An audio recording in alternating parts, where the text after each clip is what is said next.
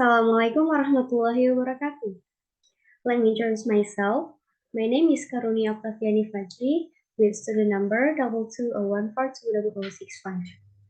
Here, I'm going to interpret a video from YouTube channel, namely Kok Bisa with untitled Misteri Apa Yang Ada di Laut Terdalam. So, let's check this out.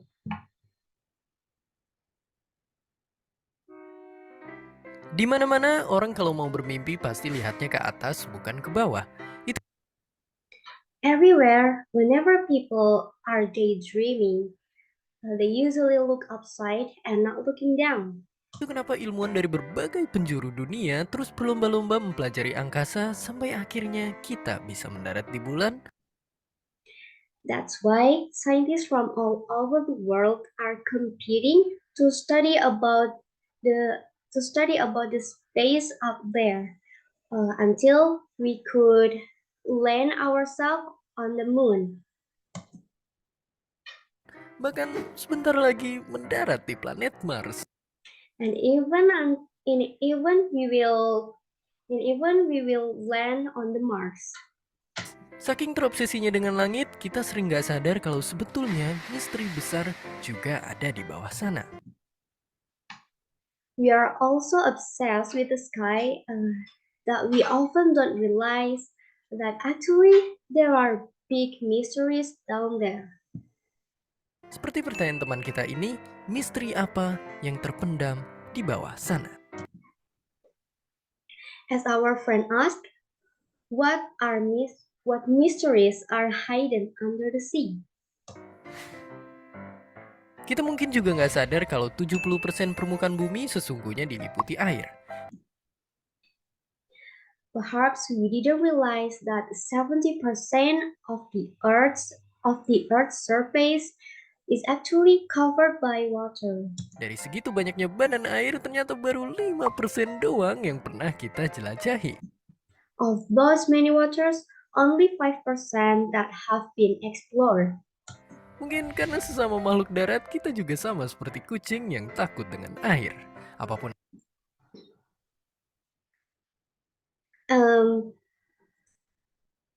Probably because we're also land creatures like cats. We also afraid of the water. alasannya, pengetahuan kita soal laut ternyata masih kalah jauh dari pengetahuan kita soal langit, terutama soal laut dalam. Whenever the reason, we still know very little about the sea, especially the deep sea, compared to what we know about the sky or the space. Padahal 80% laut dunia termasuk laut dalam.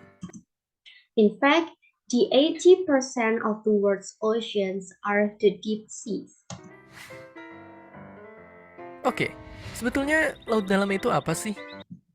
Okay, so what the deep sea is actually? Singkatnya, laut dalam adalah bagian laut yang sudah tidak tersentuh sinar matahari sama sekali. In a nutshell, the deep sea is the part of the sea that hasn't been touched by the sunlight. Dengan kedalaman mulai sekitar 200 meter dari permukaan laut. With depth starting around 300 meters from the sea level. Kalau diukur dari permukaan, rata-rata kedalaman laut dalam sekitar 4.000 meter. If it is measured from the surface, the average depth of the ocean or of the deep sea is around 4,000 meters. Meski yang paling dalam bisa mencapai 11.000 meter. Although the deepest sea can reach until 11,000 meters. Bayangkan saja itu seperti menumpuk 13 menara Burj Khalifa ditumpuk jadi satu. Just imagine the 13 Burj Khalifa towers are stacked together. Dan ya, saking dalamnya sampai hari ini cuma ada 3 manusia yang pernah mampir ke sana. Yeah, only 3 people have ever visited to the deep seas until this moment. Jumlah itu fakta uniknya bahkan jauh lebih sedikit dari jumlah orang yang pernah pergi ke bulan. Even far fewer than the number of people who have been land to the moon. Memang apa susahnya sih menyelam ke laut dalam? Pendeknya sangat susah. How hard is diving to the deep sea actually? It is really hard. Karena tanpa sinar matahari, suasana jadi gelap gulita dan suhu bisa ngedrop sampai mendekati titik beku. Without sunlight, the scenery become pitch dark and the temperature approach to the freezing point. Selain itu, tekanan juga terus membesar sampai bisa bikin kapal selam bisa penyok-penyok.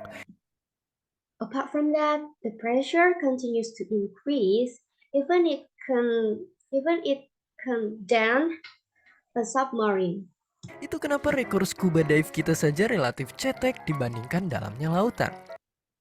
And that's why our scuba dive record is relatively shallow compared to the depth of the deep sea. Karena kalau nekat terus menyelam tanpa alat dan kendaraan khusus, kita bisa mati dengan sangat-sangat menyakitkan.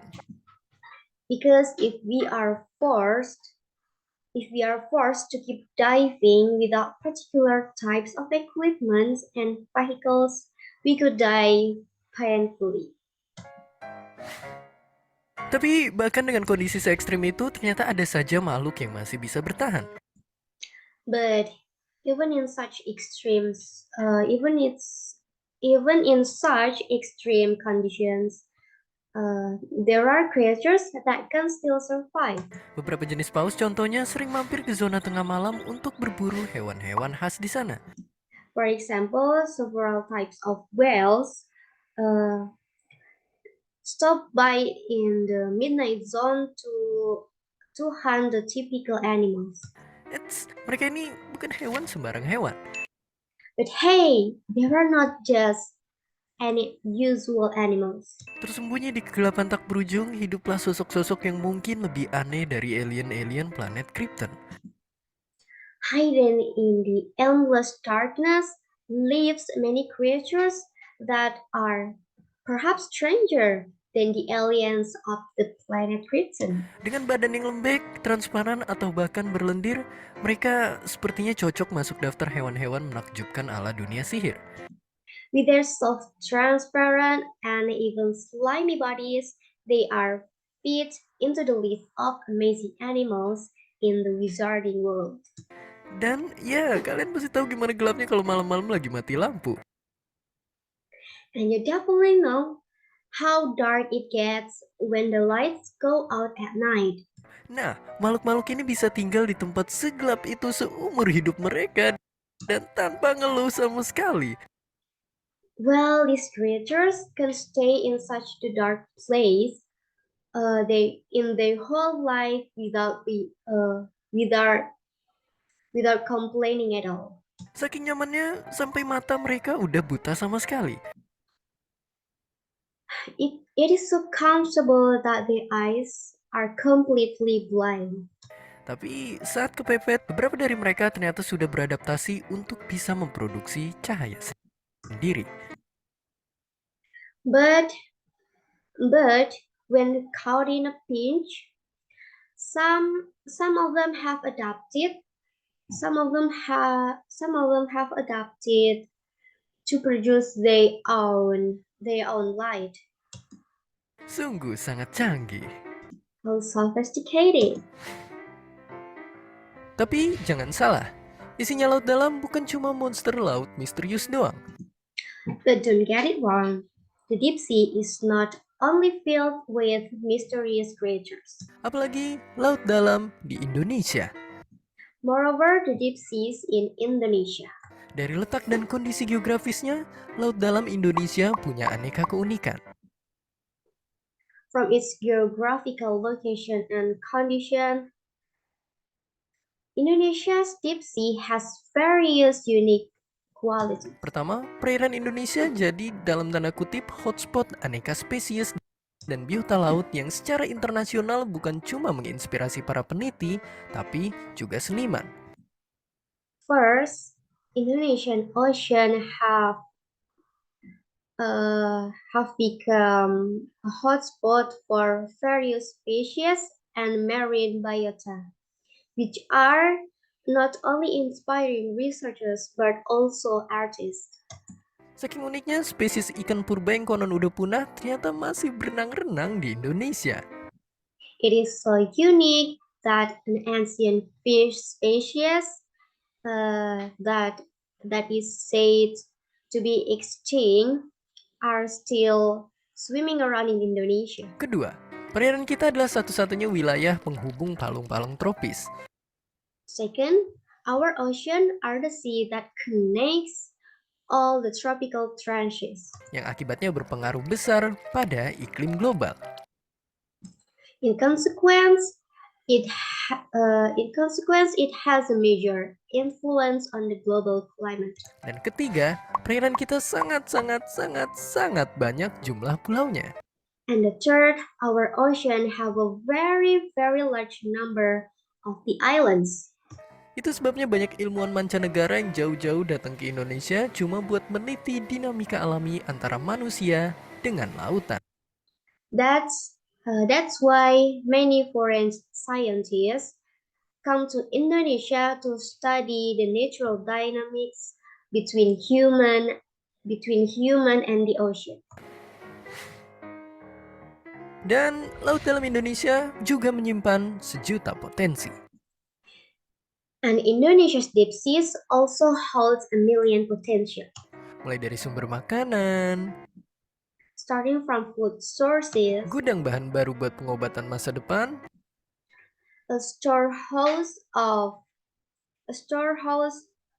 the new material for future drugs or treatments, dan sumber energi baik yang sekali pakai maupun yang terbarukan.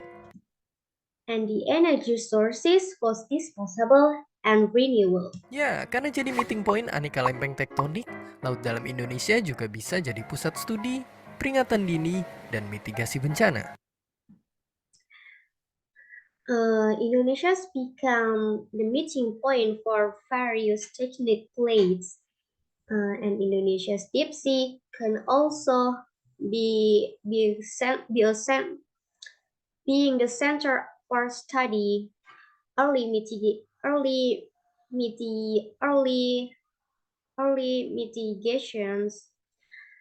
and early warning and disaster mitigation. Jadi kalau nantinya ada bencana besar seperti tsunami Aceh dulu, kita bakal lebih siap menghadapinya. So, whether there is a massive disaster like Aceh tsunami, we would be well prepared to deal with it. Bayangkan, misteri laut dalam yang sudah kita pecahkan ternyata baru seupil saja. Imagine, we only have learned a view of the big mystery under the deep sea. Sayangnya, selama ini kita seakan nggak sadar punya harta terpendam jauh di bawah laut. Unfortunately, we seem to not notice that we have hidden treasure under the deep sea. Kalau soal SDM, Indonesia sebetulnya punya banyak ilmuwan keren yang tidak kalah dari mancanegara. Regarding to the human resource, Indonesia actually has a lot of amazing scientists compared to the foreign scientists. Hanya saja ekspedisi dan penelitian laut dalam nyatanya memang butuh dana yang lumayan wow. Karena faktanya teknologi yang dibutuhkan juga mahal. However, the deep sea expedition and research actually cost a large amount of money because the technology are required is expensive. Tapi bukannya buru-buru menjelajah lautan, kita yang di darat malah lebih pilih ribut-ribut soal politik dan agama baru begitu harta kita dicolong. But instead to immediately learning about the deep sea, We prefer to fuse around about politics and religion. Orang baru kita akan marah-marah. Then we will be angry when our properties are robbed by others. Dan seperti biasa, terima kasih. And as always, thank you. Terima kasih juga buat para peneliti laut dalam kita, Ibu Yosmina dan Pak Jamal dari Akademi Ilmu Pengetahuan Indonesia. And also thank you for the Indonesian Academy of Science, Mrs. Yosmina and Mr. Jamaluddin, yang sudah membantu Kobisa dalam pembuatan video kali ini. They who have helped Kobisa in making this video. Hi, thanks for stopping by our video.